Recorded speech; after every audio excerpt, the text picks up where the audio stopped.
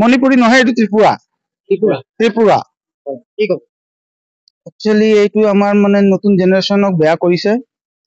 এনেকুৱা বস্তুত প্ৰশাসনে ধৰিছে, ভাল কাম কৰিছে। এইটো এনেকুৱা আৰু হ'ব লাগে।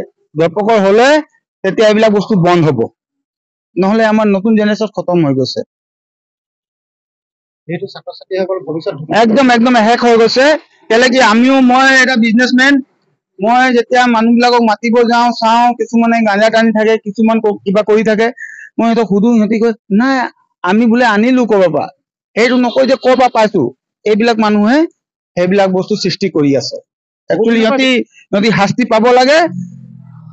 আৰু এইটো নহয়, হ'ব পাৰে এইটো কয়ে খাবলৈ আনিছো, কিন্তু এনেকুৱা পেকিঙত খাবলৈ নানে মানুহে। খাবলৈ আনিলে পুৰিয়াত আনিব। এজনে বহুত দিনৰ পৰা এনেকুৱা ব্যৱসায় কৰি আছে বুলি শুনিছো আমি।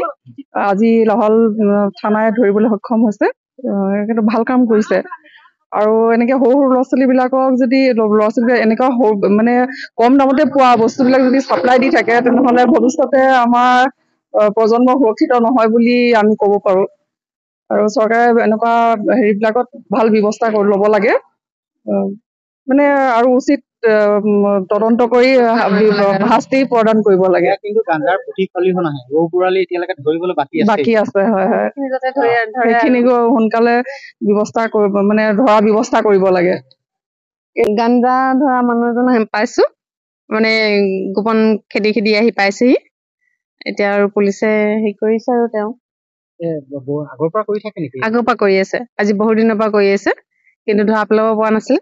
আজি ধৰা পৰা হৈছে আৰু তেওঁ। সেইটোয়ে ছাত্ৰ ছাত্ৰী বিলাক বেয়ালৈ গৈছে গাঞ্জা হেৰিয়াত পৰি, যাতে কিবা এটা কৰে আৰু। তাকে গাঞ্জা বিক্ৰী কৰা, ইয়াতকে ডাঙৰ কোনোবা আছে নেকি গাঞ্জা? সেইটো এতিয়া উলিয়াব লাগে আৰু ডাঙৰ হেৰিবিলাক কৰিব লাগে আৰু।